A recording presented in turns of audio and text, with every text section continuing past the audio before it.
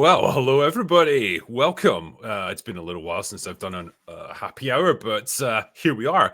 This is literally happening because one of my subscribers super chatted me and said, "Damn, you need to do like a lone Wolf McQuade happy hour and bring Space Ice in for it." And so, well, that's exactly what I've done. So it seemed like a good idea. So here we are. And so, without further ado, here is Space Ice to talk about this movie. Welcome back, my friend. It's great to have you Oh, back again. thank you, sir. Thank you, sir. It's I love Chuck Norris. I love everything Chuck Norris. I am very excited for this. yeah, well, I mean, the last time we talked about a film of this sort, it was a Steven Seagal movie, and wow, Chuck Norris and Steven Seagal are kind of contemporaries almost, like they're both martial arts sort of guys, both active around about the same time period, but wow, they couldn't be further apart in terms of Yeah, personality and they have style. a yin yang thing going on between them. How they're Yeah. so alike and yet so opposite in almost every way. Yeah. And just for reference, everyone, I am definitely not playing Lone Wolf McQuade in the background here. That is not a thing that's happening. You're just completely imagining it. But Come on, guys, anyway, don't be well, stupid, guys. yeah, don't be nuts.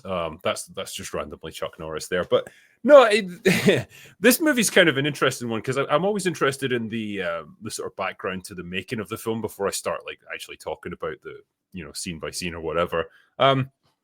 And it was originally slated to be a Clint Eastwood vehicle, and he turned it down, and so they brought in Chuck Norris, who was a rising action star at the time. He was younger, he was kind of cooler, and probably a lot cheaper to get. And they made a very conscious effort because they wanted to. They described it as dirtying him up, right? So they wanted him to have a beard, and they wanted him to be all like sweaty and dirty throughout most of the movie. He lives in a pigsty, he drinks beer. And it took a lot to convince him to do this because he didn't want to do it. And it looks so unnatural the way he does all of it. Like you can tell it's really not his wheelhouse. Yeah. But the beard thing stuck, obviously, because that became his trademark throughout the whole rest of his career. So that definitely worked in his favor. Oh, absolutely. The beard, Chuck has to have a beard now. He doesn't look right. When you see the older movies with him clean shaven, it looks so wrong. He's got like the baby face thing going on. It's like, oh no, that's not the Chuck Norris I want to see, man. Yeah. I want to see him with two Uzis and a beard. Yeah, he's got to be doing the Rob Schneider. Absolutely. But no, I think in terms of all the characters that he's played, I think probably Lone Wolf McQuade is a bit more interesting and a bit more not ambiguous, but like, yeah, he's got a bit more to him in terms of personality. He's not just like the clean cut good guy. This guy is a bit of a mess in his private life. And so it makes it a bit more fun to play with. I think there's something there.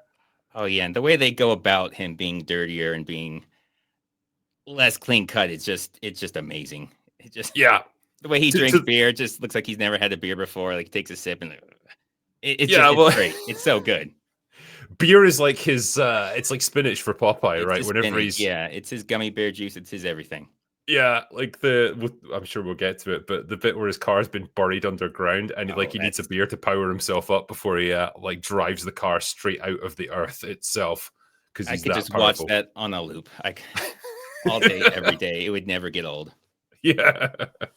And I think this really marked the beginning as well of his sort of mainstream action success. He definitely been a rising star as a sort of action hero. And he'd done a few pictures with Orion, I think it was. They're the ones who did this. But then that was when he got signed to Canon Films after that, the purveyors of true cinematic genius, and basically stayed with them throughout the 80s and just produced, that was the missing in action movies that he did after this and various other things. I think he had an exclusive contract with them, so he had to work with them. Yeah, there was some point where they actually let him do another movie, so I don't know what the exclusivity was about. There was like a pause on something, so they said, yeah, if you want to go do a movie with someone else, go for it. I can't remember which one that was, but yeah, Canon had him to a long contract. It was like 10 movies or something crazy like that.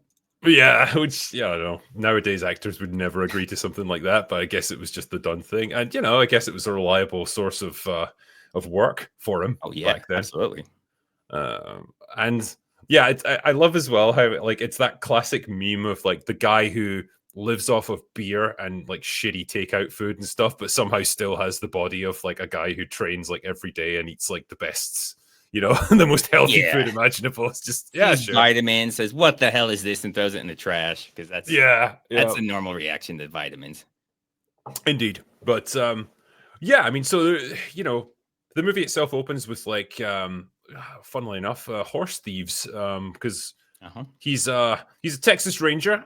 He's working, I think he's based out of El Paso, and he does his usual ass kicking, defeat the bad guys easily, subdues them all after they've basically rounded up the entire squad of state troopers that were sent in to like capture them. Like you could perhaps see it in the background there. They surrender after about 2 seconds of gunfight, and so Chuck Norris has to go in and save them.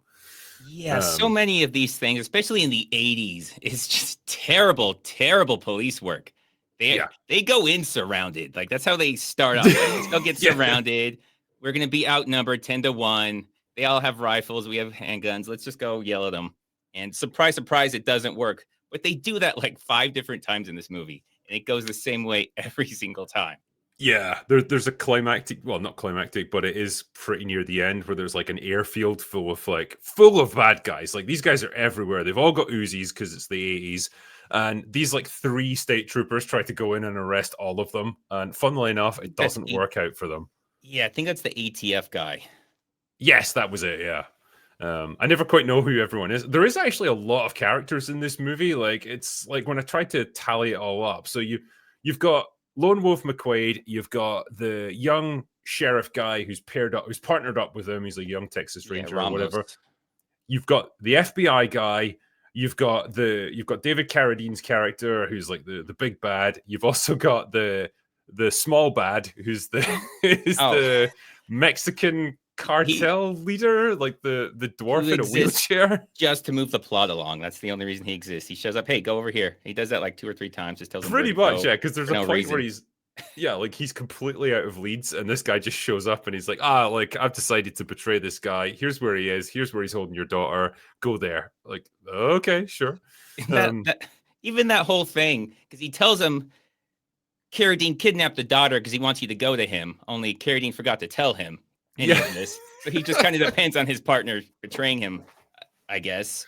The beautiful thing about this is the entire plot, pretty much every single thing that happens, if you start to think about it, just completely falls apart. Oh yeah, from beginning to end. It's amazing. This whole idea that like McQuade is actually a real threat to their operation, and so they want to deal with him. So they go to his house and shoot his dog and then leave.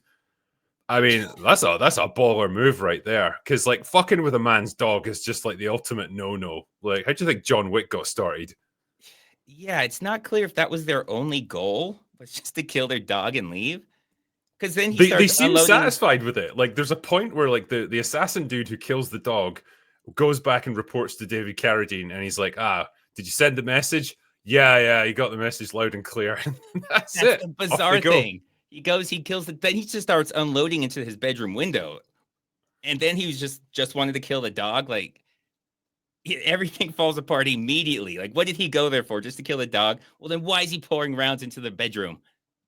With even the love triangle, it's just the most bizarre love triangle that nobody seems to care about. Like, nobody in the movie seems to care about this whole love triangle. Not Norris, not Carradine. It's so bizarre. Yeah, because I mean, man, like I can't remember the character's name, but like the actress is Barbara Carrera, and man, she is smoking hot in this movie. They obviously had a rule, like you do not get to wear a bra at any point in this film. Oh, that first time you see her on the white shirt, it's see-through. You can see her boobs bouncing around. It's amazing. Yeah, and they just keep her like that throughout the whole movie, and like they obviously knew how to make best use of her, which I can appreciate. Yeah, but yeah, she just throws herself at McQuade. He's kind of like, I guess I'll fuck you, if I've got nothing better to do. David Carradine doesn't really seem to care, even though they're kind of meant to be together, I think. Yeah, that's the thing. Like, the hero's banging the villain's girl, and the villain doesn't seem to care at all. He seems like it's not hiding it, but nobody cares. She keeps going back with him, like when he kidnaps the daughter. She's there. Like, why didn't she tell him about the daughter being here? I know. It's just like her being in love with Norris, I can completely see. I don't know if it was intentional because, Carradine killed her husband, and so she was kind of forced to be with him. So I could see her seeing Norris or McQuade, whatever, and saying, okay, this guy's a threat. He might be able to take him out. I could be free. So that part makes sense. I don't know if the movie even thought that deeply about it, but that's the only part of her that makes any sense at all. And the thing is, like, there's other female characters in it that are significant or more significant, really. Like, obviously, not like McQuade's daughter is like the hostage throughout a lot of this, and she's always getting into scraps and stuff. And also, like, he's got an ex-wife who, the way she behaves around him, it's like she's still madly in love with him, and like she's embracing him, and she's super happy to be around him and stuff. Like, if that's the case, why the fuck did you even get divorced in the first place? But like, she only shows up when it's important for the plot to just say, our daughter's missing. Oh no, help. The thing that I kind of make up in my head that it kind of alludes to is her. It's one of those tropes where they're jealous of the job. The job always comes first. Yeah. At the end, when they're trying to get McQuade, like, I guess they're going to drive to Las Cruces together because he's got the U-Haul trucking back, and they take him away, and he says, no, I can't go, I'm busy, I'm with my family. Like, they have hostages. He's like, all right, let's go. He's like, he'll never change, and then just like sighs, stares at him dreamily, like, oh, I'm so in love with him. That's the only thing I can imagine that came between them.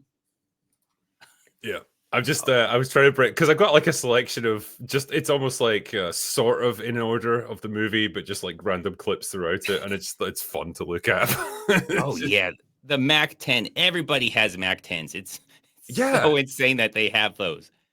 There's a great, I don't know if it's in this clip segment here, but it's like when he gets a hold of one and he just unloads on full automatic, just spraying the hillside around him and kills every bad guy who's there. Like, literally doesn't miss a single one. Like, damn, that is some good shooting right there. Amazing thing, because Mac 10s are extremely inaccurate. Like, Uzis are like rifles, like sniper rifles, compared to Mac 10. So the fact that he just grabs one and just lights up everybody, that's like something that'd be in a Seagal movie. Like, that's just ridiculous. But I don't know. He pulls it off. When it's Norris, I like it. Yeah. Norris can make anything happen. And you got his well-organized office there. I think this gives you a flavor of like the kind of life he lives. Like, just everything around him is cluttered and messy. Slob. Yeah, he's got his dog there. It's funny, right? I remember during this scene, they put a growling sound effect over the dog to make it look like it's angry, whereas really it's just like standing there panting. Like, it's not doing anything. Looks so threatening right there. It's just, it's a good boy. Like his house, and then he likes to strip off, go shirtless, and just shoot a bunch of stuff. This is how he spends his days. That's not homoerotic enough. The way he's staring at him, just slack jaw, just, oh my god, it's the greatest thing I've seen.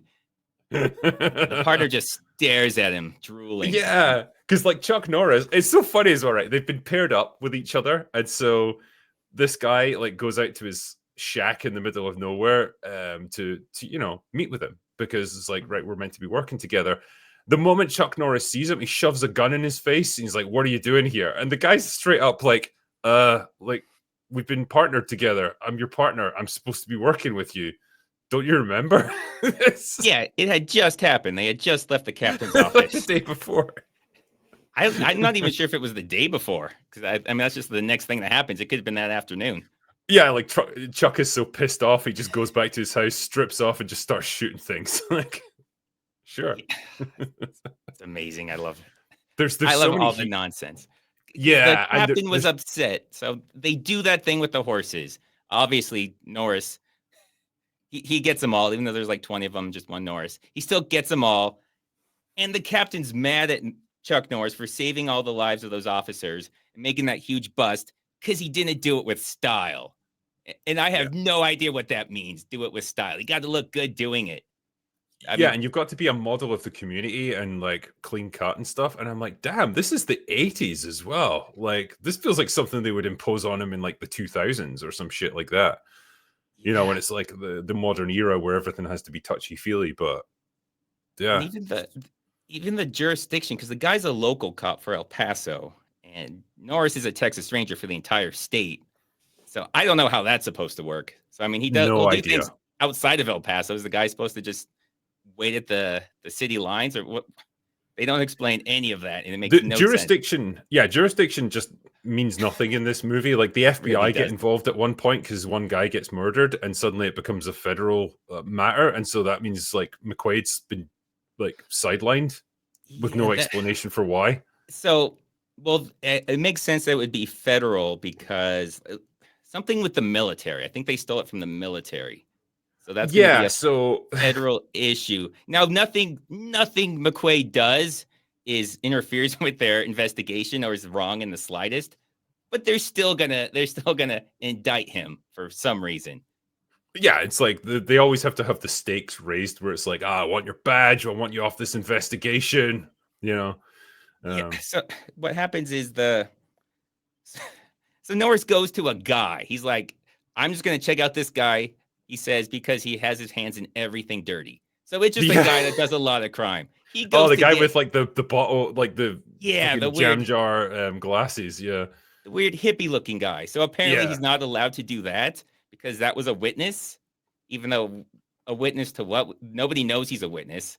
He just kind of knows about things because he's a criminal. And apparently that's what they're going to indict him for because they said he was harboring a witness and withholding evidence.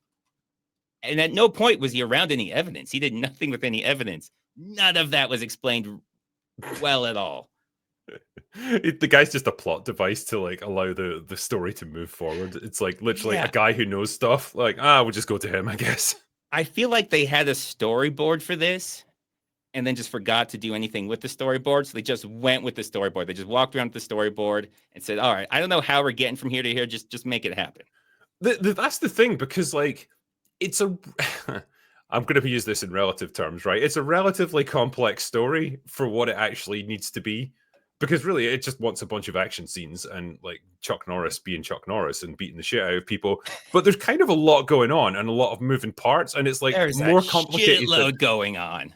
Yeah, but it's more complicated than it needs to be. Insanely complicated. It looks like there's a part where the police attack the military. Yes. Oh yeah, because like. Yeah, it's like I thought there was going to be a subplot where it's like there's guys like there's crooked cops or something who are like working against them. Yeah, or at least explain that they were posing as cops. Do something with all those police cars and police uniforms that attacked the military. Nope, it just never mentioned. Nobody brings it up. Yeah, and man, I mean, I'm no expert, but I would assume these military convoys that are hauling a lot of hardware would be well protected. Yeah, you would think so. That's Barbara Carrera there. Like, excellent. I approve. Oh yeah, no, she's beautiful in this. Oh yeah, that's when he gets into a ruckus. So again, there's just like this local fair or something or a party going on, and so Norris shows up. His daughter's there, Barbara's there, and I really should use the character's name actually. Raleigh Wilkes is David Carradine's character. So Wilkes is there. It's a quick and easy way of explaining that he's a really good like Taekwondo guy, and so he does an exhibition fight in the ring, and he wants McQuaide to fight him too, and McQuade's like, nah, it's not time yet. The plot says it's not time yet. I don't fight for money. He kind of does. I mean, that's his job. He does get paid to fight people, so he kind of does fight for money. A little bit, yeah. But and I don't even think that was for money. The Carradine, they say it was an exhibition. Like I think it was just for fun, right? I mean, yeah, I think he wanted a wager, but like, you know, he could have just said like, okay, let's not do money, let's just have a fight. Like whoever wins gets bragging rights or something. And the crazy thing about this is he goes there with his daughter, and then he just ditches her because she's just gone, and he leaves out with the Carrera lady. Yeah. So he like took the day off to spend time with his daughter and just said, I don't know, she's kind of hot, so find a way home. I mean, Barbara Carrera would probably turn my head as well. Like, I don't blame him. No, I'm not saying he's wrong. I'm just pointing out what happened. He's 100% right. Yeah. And I don't know if you remember this as well. Like, so Barbara takes him to like, she's like, oh, let's get out of here. And so she takes him to a bar where she immediately gets them into a fight that he has to beat the shit out of someone. And then they immediately leave. It's the weirdest scene. Yeah, like they sit down, some guy tries to hit on her, Chuck Norris beats him up, and then they're forced to leave. Like they've been in the bar a grand total of 30 seconds. I think she beats him up. He says something like, "Can I have a kiss, baby?" And then she slaps him, and he goes flying into the wall. Then he attacks Norris on the way out, and he like spin kicks him. And then he's just out on the pool table. Yeah, it's such a weird scene. Like I don't know what the film was trying to show or anything. There, it's just roughly 30 seconds long. They walk in, beat that guy, and leave. Yeah, it was supposed to be a date, I guess, and I don't know. You're right. That was really weird. And he leaves here. So Carradine's here, and he leaves with his girl here. How does that not come up ever to anybody? No, yeah, he doesn't care. He just doesn't care. And like the relationship between Wilkes and what the fuck is Barbara Carrera's character called again?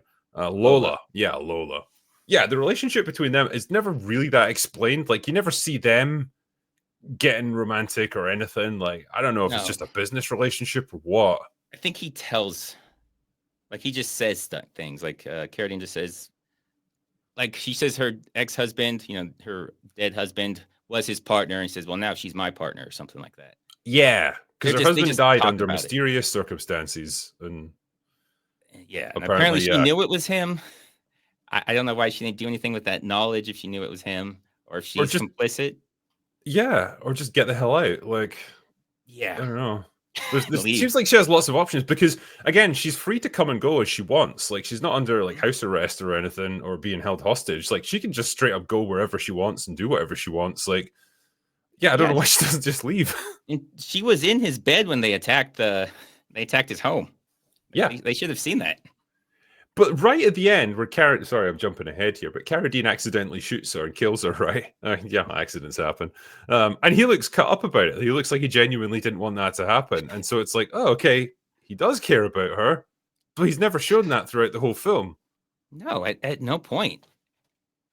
Yeah, even then that she says I'm sorry I didn't betray you, which I have no idea what she's referencing when she said she never betrayed him. Yeah, I don't know. Because, I mean... there's a whole different version of this movie that like was in the script, and then they just shot whatever they felt like. They shot like maybe half of it, and then they just stitched a film together out of that. Yeah, I mean, I would think they just took out a scene or something that maybe for runtime, but it's all over the place. And like every scene, there's so many unanswered questions that seems like there was supposed to be so much more. Yeah, this was a great scene as well, right? So this is where we get our intro to Wilkes, right?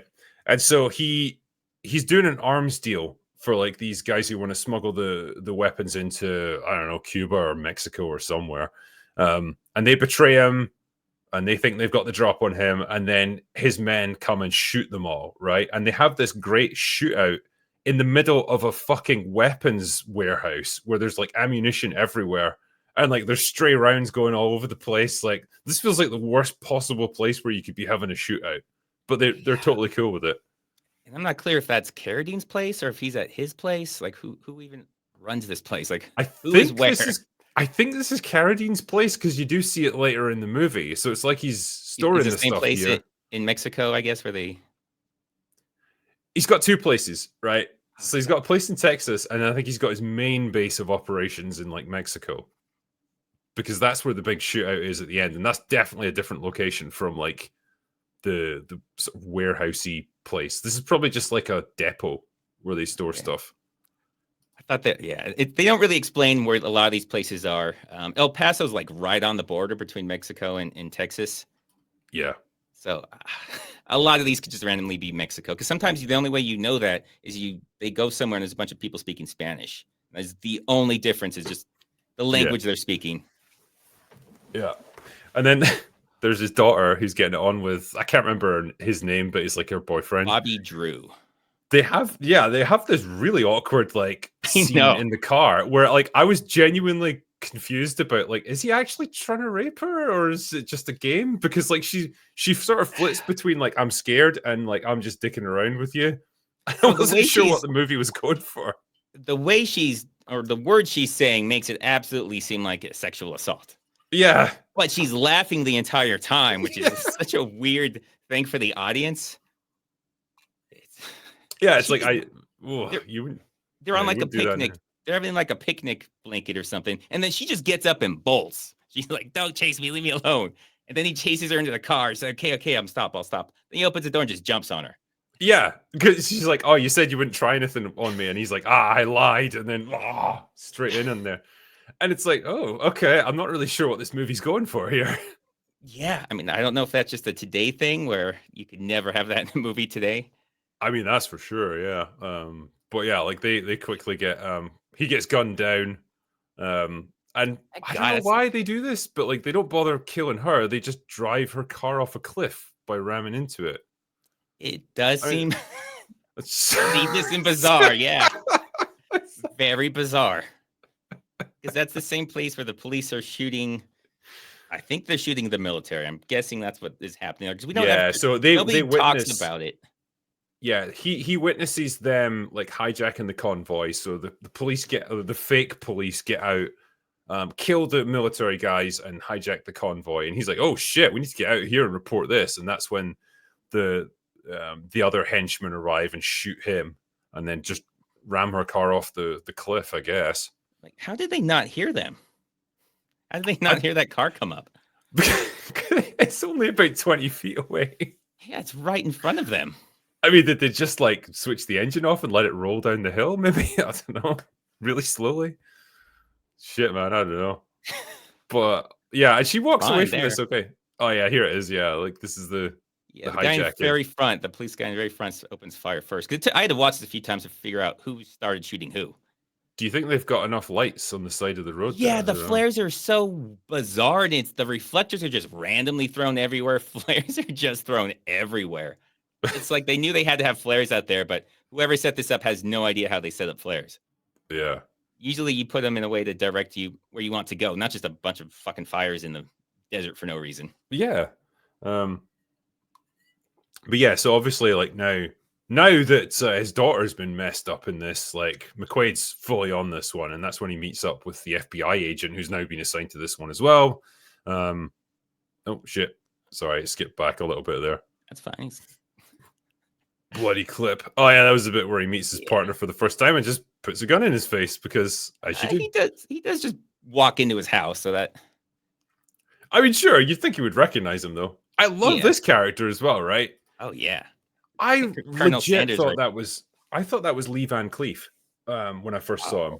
I wish because he looks exactly like him. Yeah, he's a little wider version of Van Cleef. Yeah, I know he's in the hair. Incredible movie, The Patriot. Not the good one with Gibson, but the shit one with Seagal. Oh yeah, we won't talk about that. Never talk about that. But yeah, that's the FBI agent there. He's got quite a unique look about him. I don't quite know what they were going for with this dude, but like he can kind of do whatever the plot needs him to do. He can fly airplanes, just fly a plane wherever he wants. Yeah, he's willing to break all the jurisdictional rules. Like he just decides he's going to help McQuade because he feels like he wants to, you know. So yeah, he's like the third member of the little gang that they've got going on there. Which is so insane because he showed up to tell McQuade to stop investigating this just so he could say, no, I was just joking. Don't stop. Yeah. Oh yeah. The what even is what would you call him? Like he's a mob boss or something, isn't he? It's like yeah. Mexican I mean, I think he's cartel leader.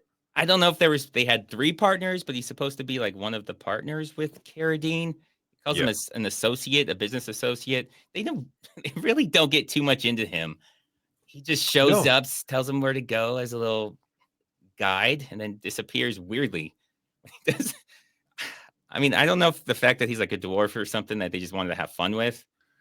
I mean, he goes up the ramp and then just the wall just spins around.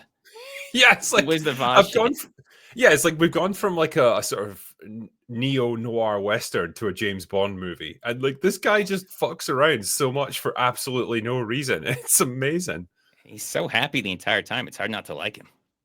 Yeah. Oh yeah. Like he's having a lot of fun as an actor, and he's actually really entertaining to watch. It's just like I've got no idea why he's in the movie. No, absolutely none. Yeah. Carradine's got some interesting wardrobe choices in this film.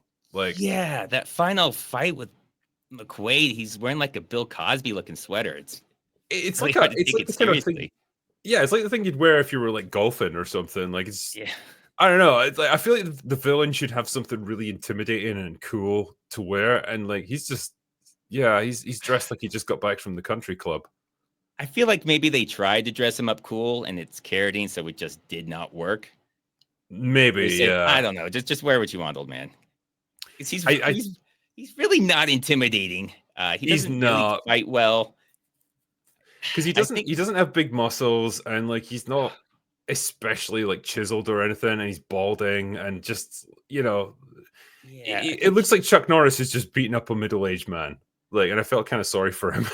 yeah. At no point has Carradine ever looked like he could fight or been intimidating in any way. I think he was at his best in Kill Bill, ironically, like just playing on the sort of mystique of him, which was pretty cool. I mean, I think that's the only, I want to say, like, high quality thing I can picture him ever being in. Everything else was extremely like low budget, schlocky. Just Yeah, you're what we have, so we're gonna work with you. All right, so you're Chinese right now. Okay, let's just go with it. because yeah, he was known for doing that show Kung Fu, wasn't he? Like that was his Yes, thing in the 70s. he was the Chinaman going Yeah, around the Wild West. there was a great quote as well. I'm going to see if I can find it here. It was about his final fight against Norris, right? And it said, what was it here? Yeah. So Carradine said that Norris wanted to do a fight that matched the one that he'd had with Bruce Lee in the Roman Colosseum in Way of the Dragon. Well, mission not accomplished there, buddy. Yeah. And he said, and this is his quote: "We were actually trying to go beyond that, and I think we did. I think photographically we didn't, but as far as the fight was concerned, the combination of the two styles, because I was very flowing and loose, and he was very solid and hard. No innuendo intended. I think we accomplished what we set out to do. I mean, Well, so I mean, Norris was still Norris. So was Carradine? You think he was better than Bruce Lee? yeah, exactly. I mean, you're setting a pretty high benchmark right there. And like he was never even really a martial artist, Carradine. I think he was like a dancer, and I don't know if he took martial arts later to try and like, look, I'm a real martial artist. I took this later. Yeah, most of the time it looks like he's doing Tai Chi or something rather than a fighting style. Like with Norris, Yeah, you can kind of tell, like, that guy knows how to fight. And by all yeah, accounts, he was genuinely a fucking tough guy. Like, nobody wanted to actually fight him for real. And, carries over into the way he conducts his fight scenes. It looks pretty believable for the most part. But yeah, Carradine, he looks slow and he looks kind of heavy footed. yeah. He does a couple spin kicks that look not great. Like Yeah. they take like an hour to land, and they go like 1 foot in front of his face, so you could just slowly step back. Yeah, there's a bit of it here, I think. It's just, yeah. I think there's a bit more of it later. I think there was just a bit of a sample, but yeah, when we were talking as well about just how everyone goes in surrounded already, like you get to see some of it here, where they just immediately start shooting, and there's only like 3 of them. Yeah, look So at yeah, that. There's 3 of them. They said, drop your gun or put your hands up, or we're going to start shooting right now. Like you're telling them you're going to start shooting them. They all have automatics.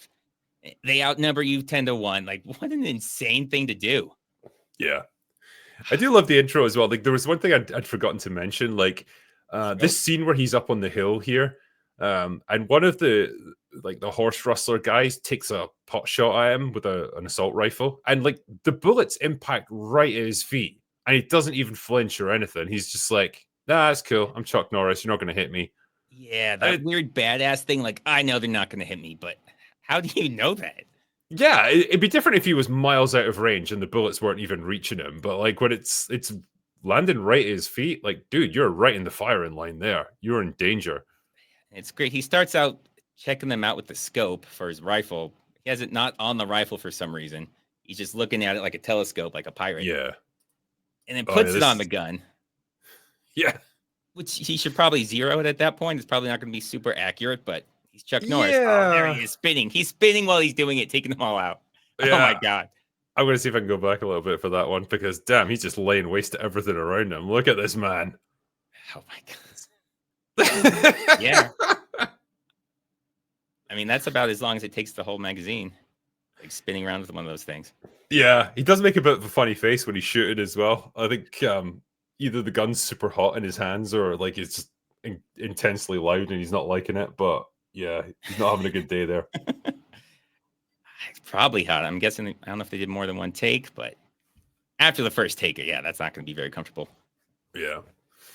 Look at that. That's amazing. Yeah. And They yeah.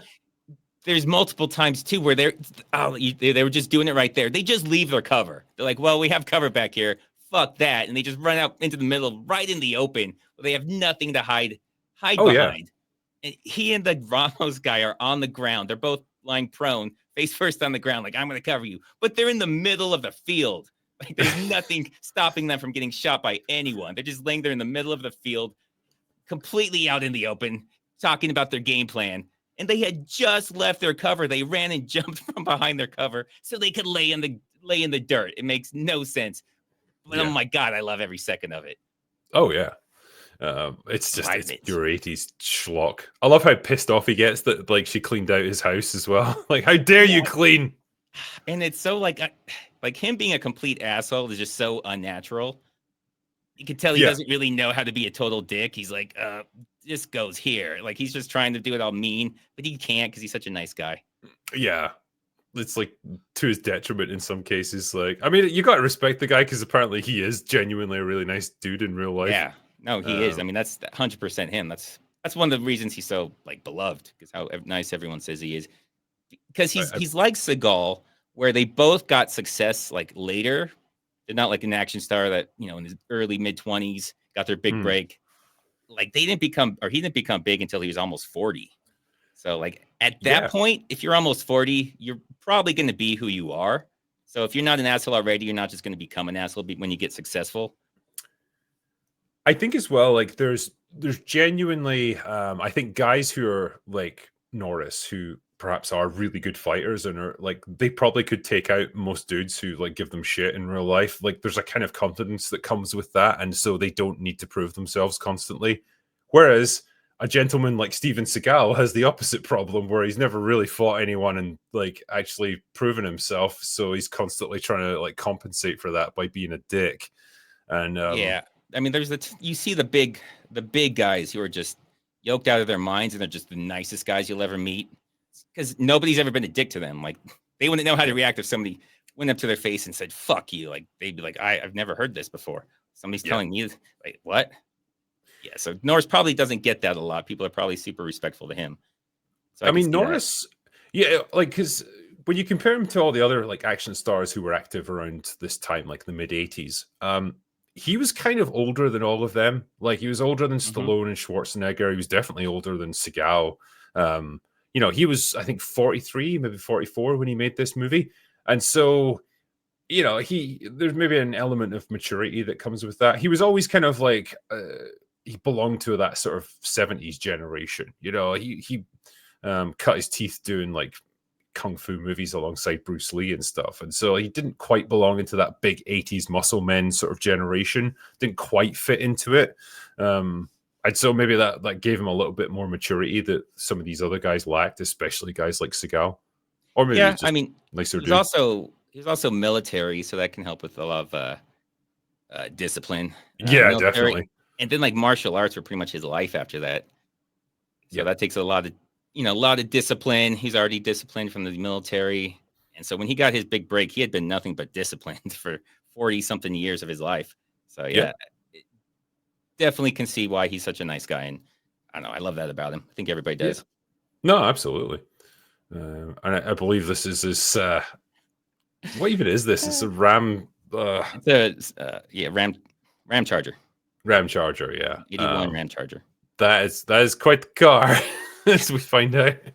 So he gets captured alongside everyone else, like because the raid on the compound doesn't go as well as you might think. Funnily enough, he's just standing out in the middle of the open, and the way they get him is so ridiculous too. He's just like shooting people, and then three guys just grab him while he's just shooting everybody. Like, you think they'd super want to kill him at that point, but no, they just grab him, wrestle him. He's safer than the guy shooting you. You know, shoot him back instead of grab him, but it worked. So yeah, and then oh dear, he gets buried alive for some reason in a car. But it's all right. You can tell this is an 80s movie. He uses beer to like supercharge himself. I love how he just has beer ready to go in his car at all times. Such a good message to send. Oh, got the beer and it fucking flies out of there. Flies out. It doesn't come out. It flies out. Not only does it fly out, he did a U-turn in there. because he went in face first and came out the Oh, opposite yeah. direction. Yeah. I like to think he went all the way around the world, and that's how he did it.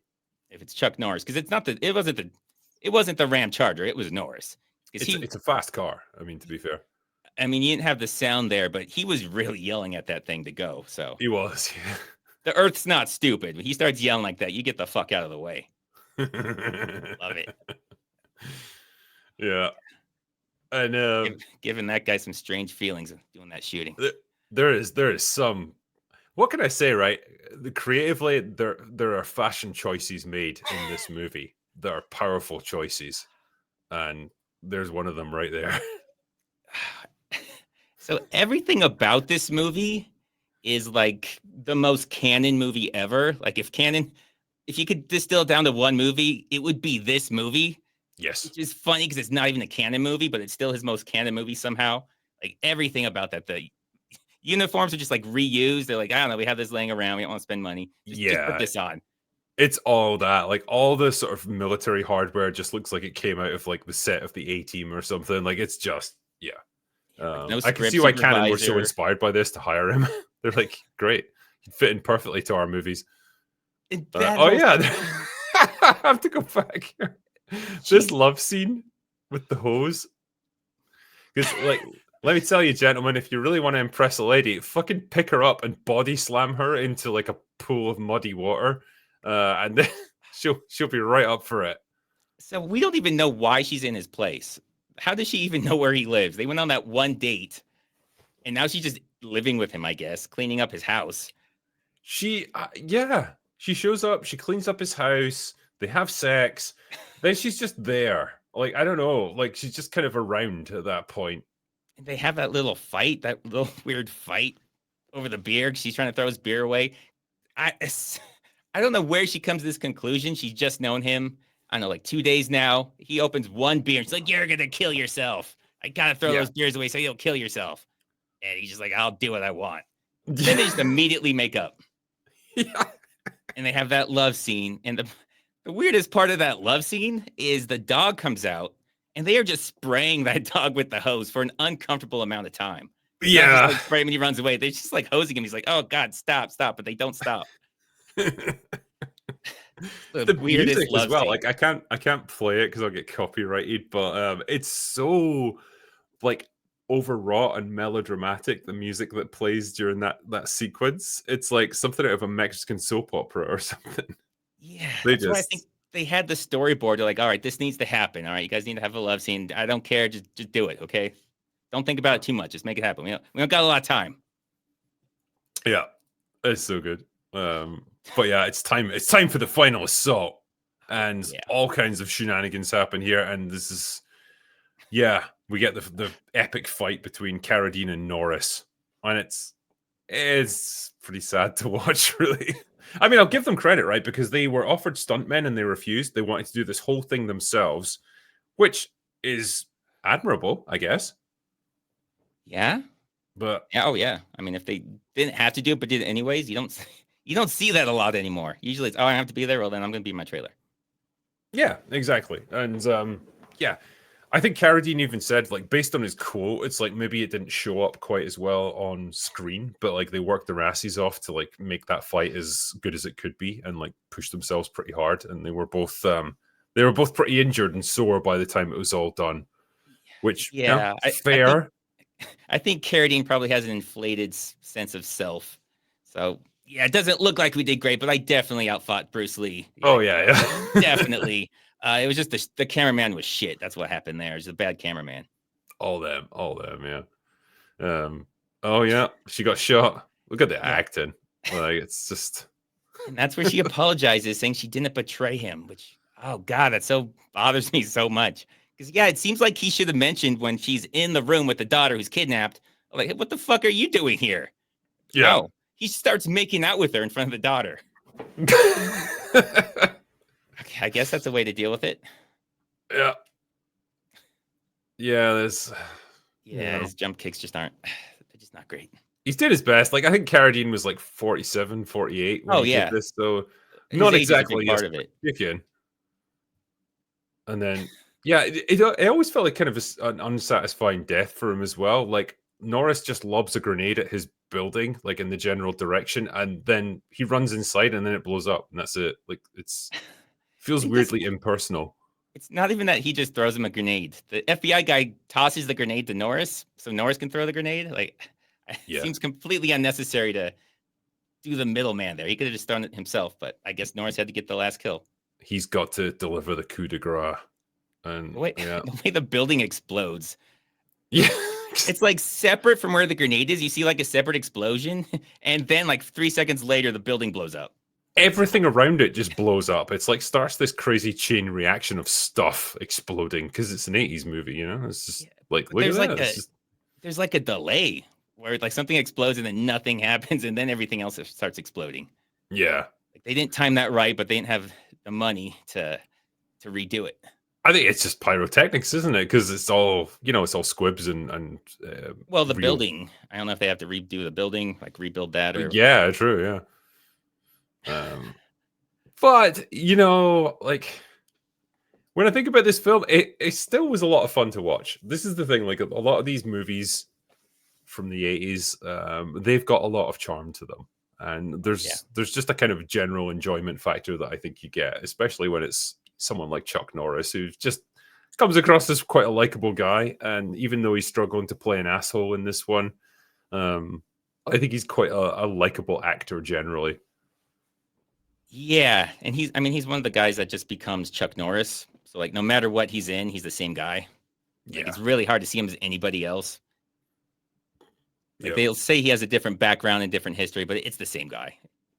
Yeah, and like he obviously doesn't have a huge acting range, but like a million times more enjoyable to watch on screen than someone like Seagal. And that is something. Well, a lot of Seagal's things is laziness. Like I don't get that sense from Norris that he's lazy. No. Doesn't want to do something because he's fat. Yeah, and old. You're not going to see Chuck Norris like hand slapping someone from a chair. Oh my god, he's 85, I think, right now. And yeah, he still will not be caught dead doing that. He's still training. Yeah, he's still training. He still like works out and stuff. From what I understand, I think he got to the early 90s and just decided like I'm kind of done with making movies now. Like he did Walker, Texas Ranger, but like moved into TV and maybe just felt like the vibe was shifting in Hollywood. Like certainly the 80s action heroes weren't really in vogue anymore, and he just didn't want to be part of that anymore. And I kind of respect that. Like he went out like when he was still on a relative high. I think his last few movies for canon did not do great. Like I think they were pumping out like the Missing in Action 2, Missing in Action 3, and they started just getting financially progressively worse and worse. And the way Hollywood is, if you have a few bombs in a row, they used to stop giving you movies, but I guess they don't care about that now. They'll just keep pouring $100 million blockbusters out there, no matter how many times they fail. But back then, if you had like 2 bad movies in a row, you're pretty much done. I think as well, like by the late 80s, he would have been pushing 50, and you're kind of thinking by that point, like, okay, do I really want to keep trying to do action movies like in my 50s? Like that's probably going to get harder and harder, and maybe I'm just like I've had enough. And for whatever reason, maybe he was late to the party or whatever. He never really rose to the same level of fame and prominence as guys like Stallone and Schwarzenegger. He's very much a B tier sort of actor. Not to take anything away from him, but like his acting was never great.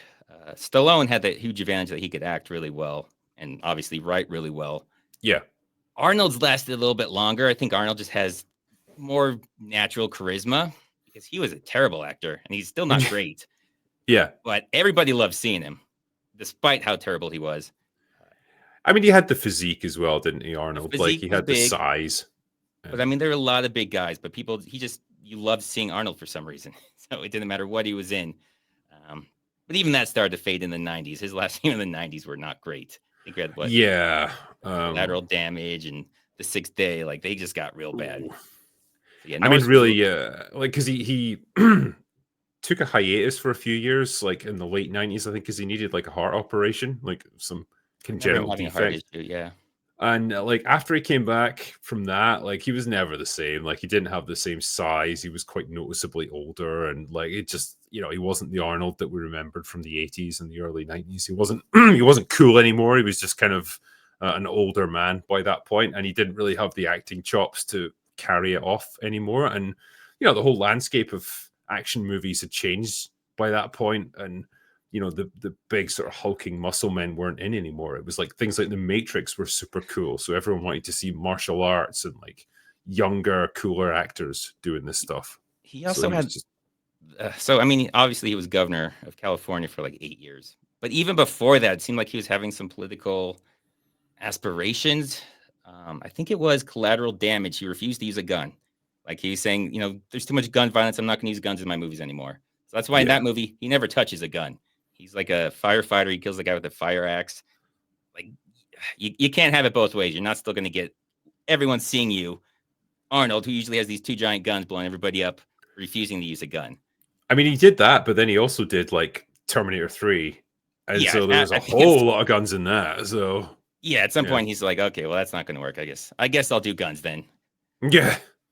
Yeah. And honestly, I would have been happy if he'd done T3 and then done his governorship and then kind of retired from acting, because really nothing he's done post that has been really worth watching.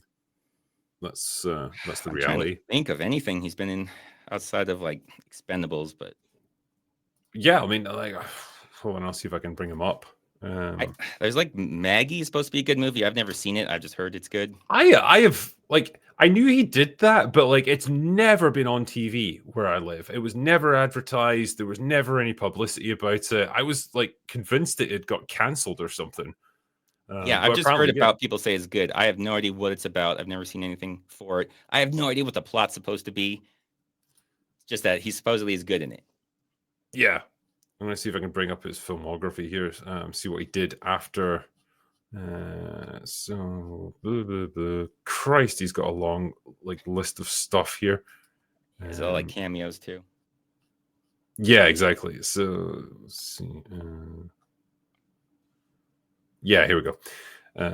So after, say, T3, he did Around the World in 80 Days. That was kind of a cameo. The Expendables, we know about that. The Last Stand, that was garbage. Escape Plan, pretty shit.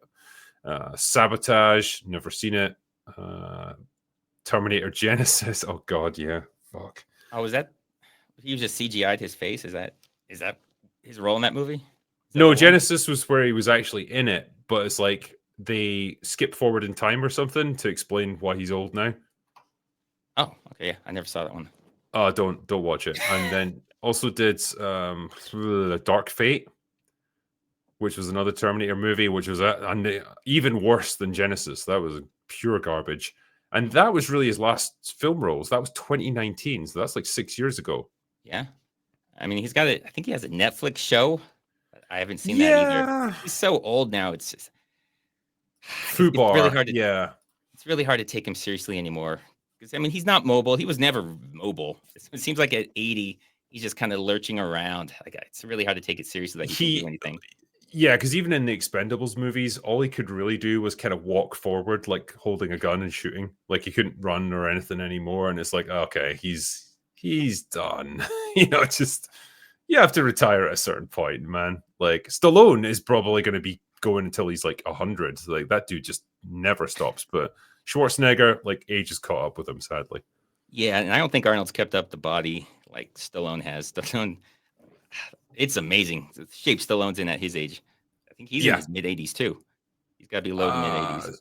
Stallone is like 79, I think. I think he was born in 1946, so he's almost 80. But yeah, I mean, he still looks to be pretty big. Last time I saw him, he was still jacked.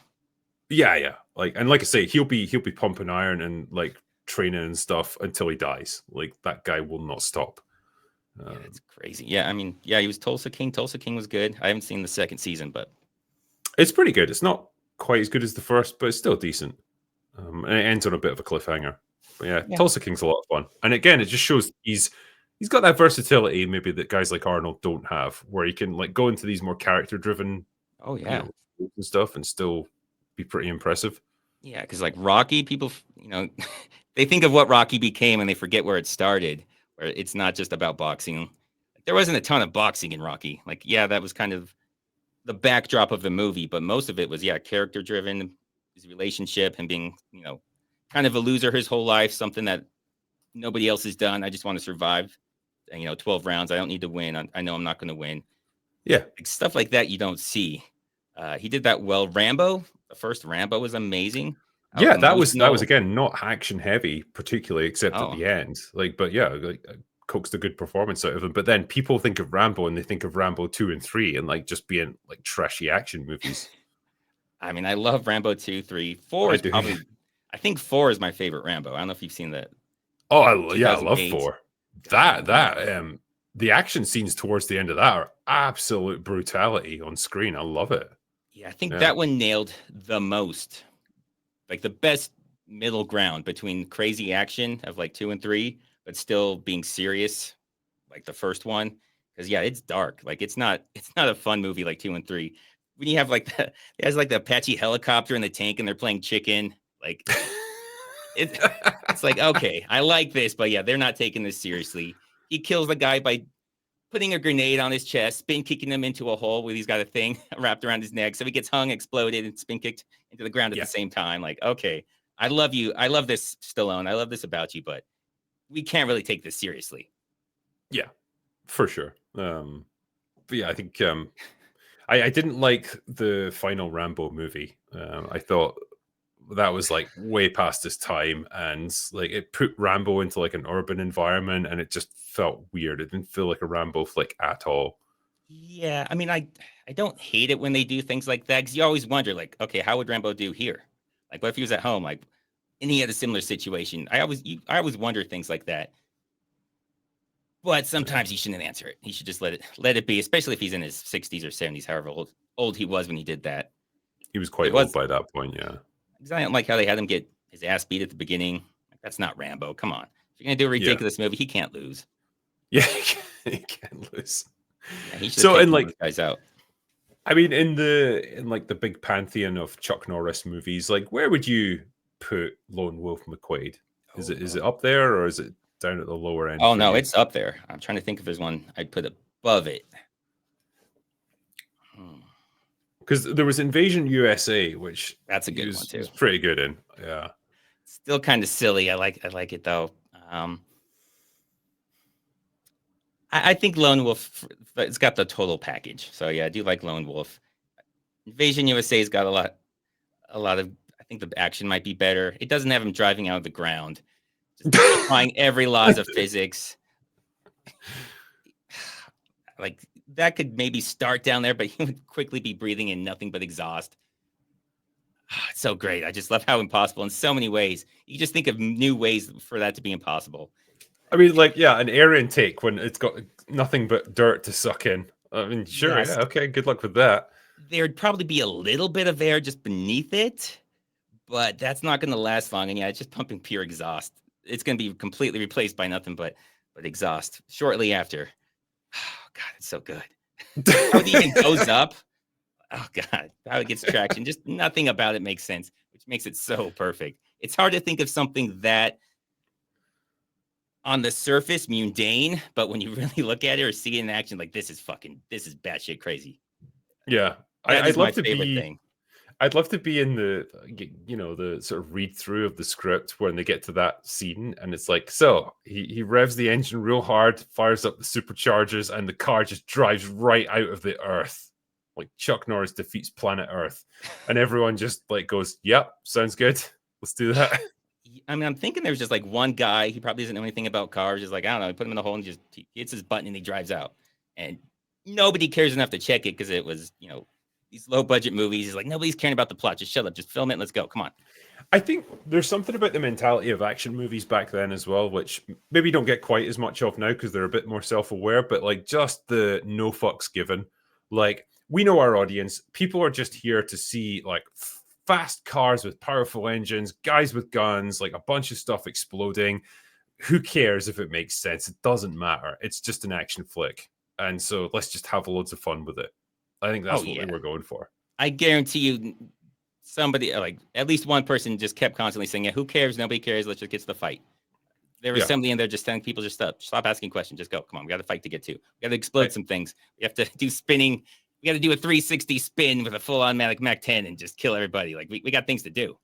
And I like to think there was a lot of coke involved as well because it's the 80s, of course. Oh, definitely. Oh yeah, movie producers and writers. Oh yeah, absolutely. It's like the whole meeting's just like, what if he drives his car right out of the ground, man?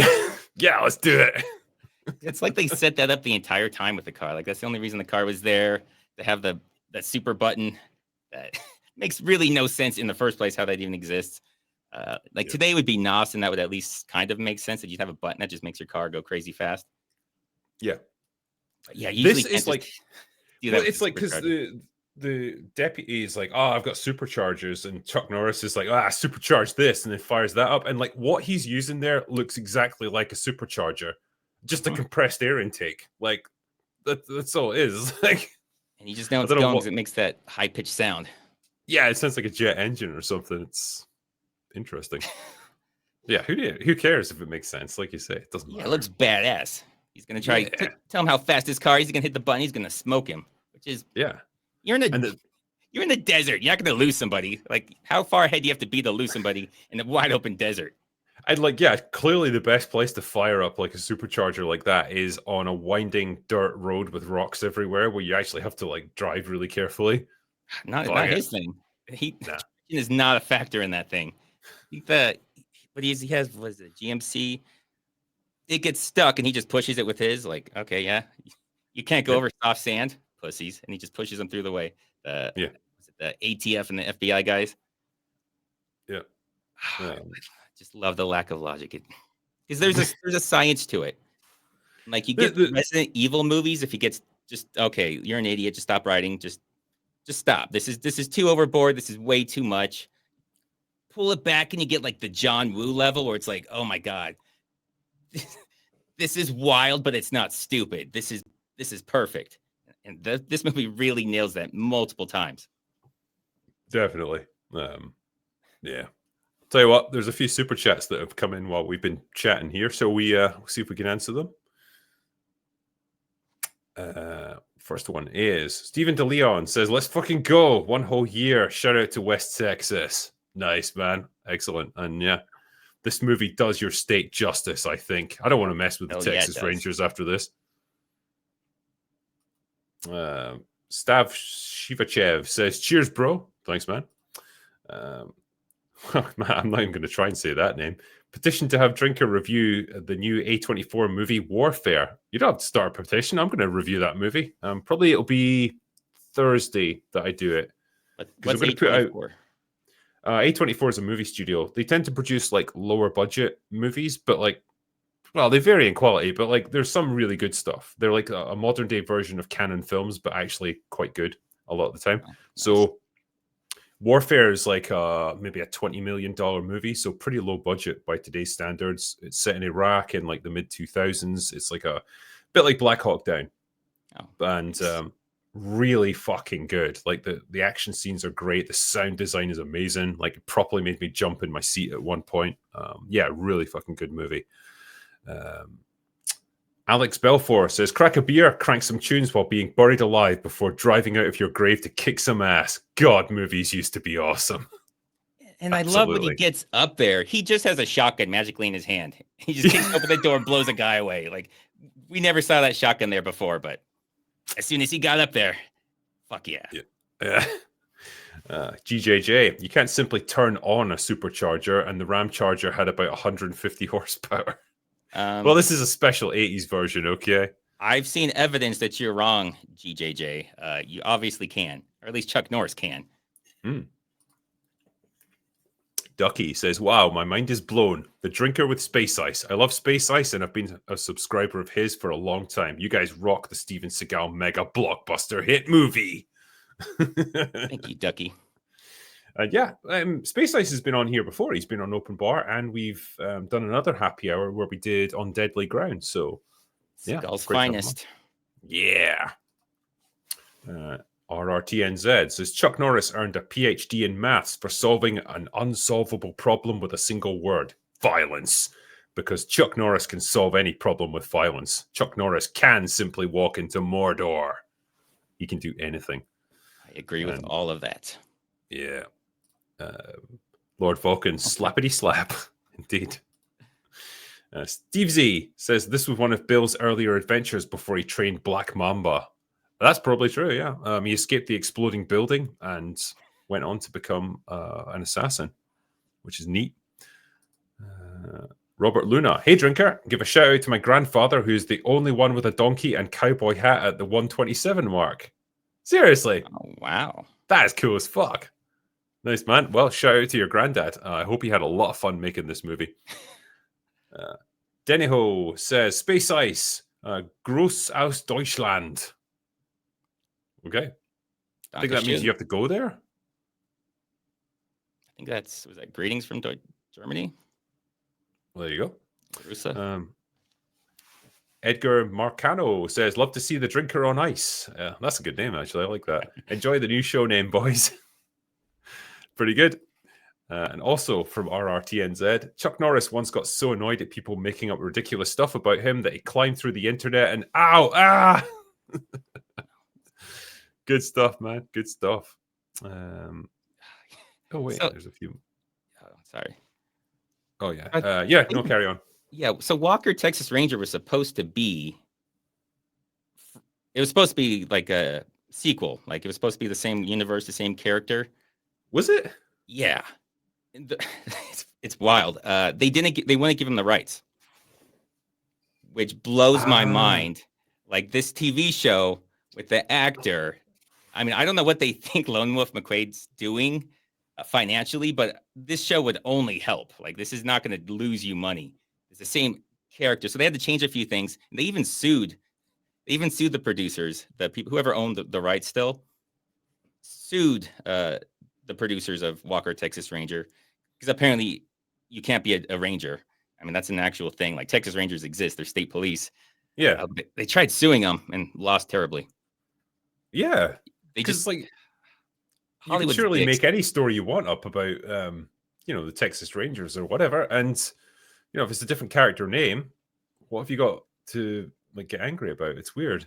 Yeah, and like you say, rewrite the pilot. It would have been, it would have done nothing but help the movie later in life if, they'd done Walker, Texas Ranger. It'd been a direct continuation with their blessing. It's like, well, cool. I guess I'll go and watch the origin story for Lone Wolf McQuade. Yeah, if it's a hit, maybe get another movie out of it. I see no downsides to why they would stop that. Yeah, and even this movie, like, it didn't do bad. Let me see. It was modest, but I think it made money. $5 million budget and made about $15 million worldwide, which, I think, obviously laughable by today's standards, but yeah, I think almost all of that's probably domestic, though, right? I mean, I can't imagine something like this playing particularly well in Europe, but I don't even know if box office tracking would have existed for this, but let's see. It feels like the worldwide just became semi-recently, where it became a much bigger part of your box office totals. Let's see if it was... it does exist on Box Office Mojo, actually. So, yeah, okay. All it gives us, it's like a consolidated number, so it's just purely domestic. Or at least that's the way it's listed here, so I don't know. It would have got an international release, I would assume. Well, the only reason I mention that is because, like, the domestic tends to give a higher percentage to the studio. So 15 million worldwide for like a big worldwide release is less than 15 million domestic. 15 million domestic is like, I think they want like 2 times your budget to make money for the domestic. Let me see what his biggest film was. So,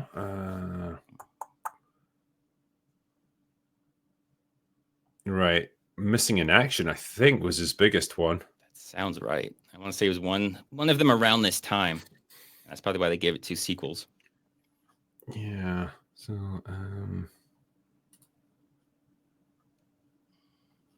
let's see.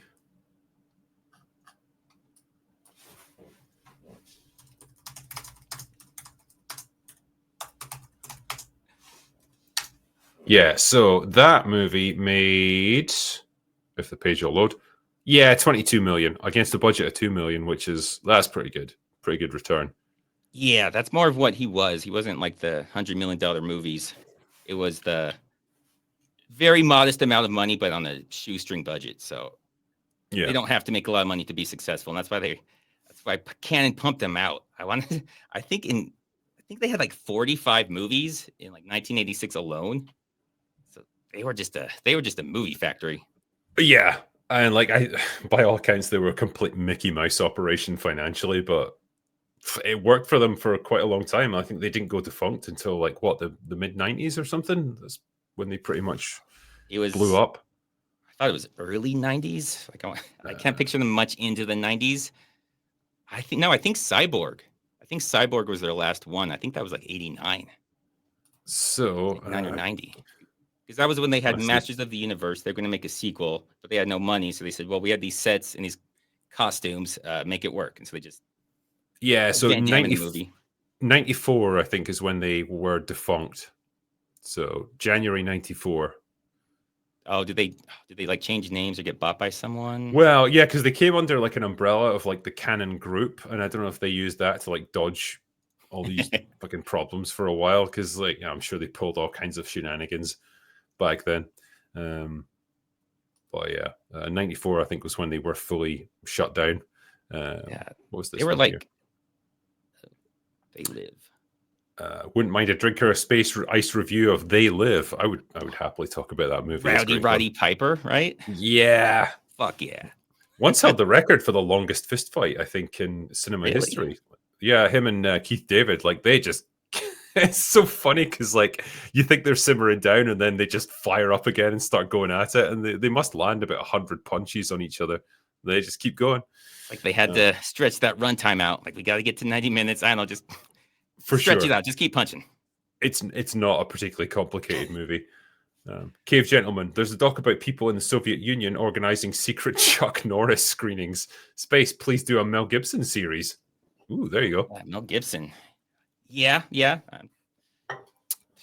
thing is, his things are mostly good. Like if you're doing Lethal Weapon and shit, like that's, it's harder to have fun when you're praising it. I'm trying to think of a bad Mel Gibson movie, and I'm coming up blank. Maybe Man Without a Face or something just boring like that. I mean, you could have a lot of fun with The Patriot, man. I know The Patriot, Braveheart. I mean, those are defeating the evil British guy by literally fucking stabbing him with the Stars and Stripes. Fuck yeah, I know. Yeah. Croak says, I'm old. We saw this at a drive-in and then on HBO a year later where it became legend in high school circles. As it should. You're still around, Croak. Good for you. Yeah, well done. But yeah, that was the last of the super chats right there. So I guess we'll wrap up our epic coverage of Lone Wolf McQuade. It's been an absolute pleasure to rewatch that movie, and it's been an even bigger pleasure to talk with you about it, Space Ice. So I want to thank you for coming on for this tonight, man. Absolutely. I never get tired of these ridiculous action movies. I live for them. And for everyone who's not subscribed to Space Ice already, please rectify that immediately. He produces amazing stuff. Come on. Yeah. Come on, do it. He's sick. Yeah. But I will probably finish up there. But yeah, thanks for joining us for this little happy hour tonight. It's been a lot of fun. But for now, from me, from Space Ice, that's all we got for today. So go away now. Hell yeah.